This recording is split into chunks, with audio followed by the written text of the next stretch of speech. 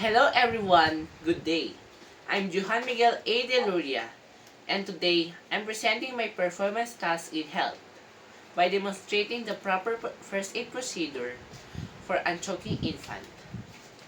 Signs of choking. Look for signs like inability to cry or make much sound, weak or ineffective coughing, sound or high-pitched sounds.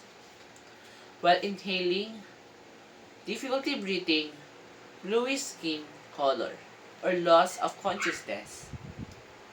If the infant can still cough or breathe, allow them to do so, as they may be able to clear the airway on their own. If the infant cannot breathe or cry or cough, proceed with the following steps. First step, back blows. Put, and this is the position. Hold the infant face down along your forearm, with their head lower than their body, and support their head and neck. Give them back blows.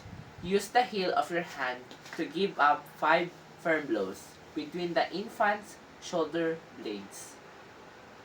1, 2, 3, 4, 5.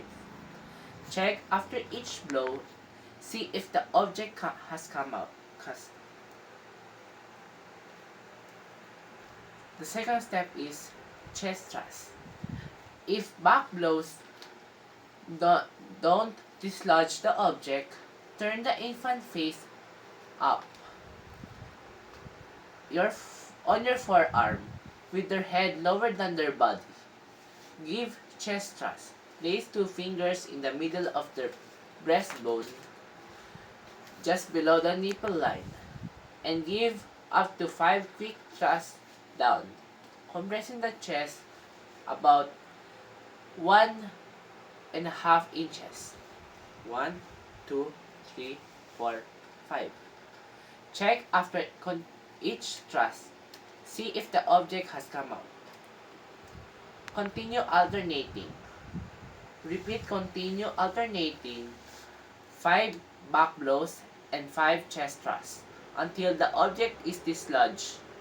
The infant can breathe or cough, or the infant become unresponsive. If the infant become unresponsive, lower them to a firm flat surface and begin CPR, starting with compression according to your level of training.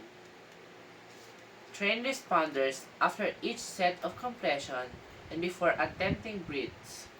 Open the infant's mouth and look for an object to remove with your pinky if seen. Never do a pinky sweep unless you actually see the object. Call for the emergency medical help. And that's all. Thank you.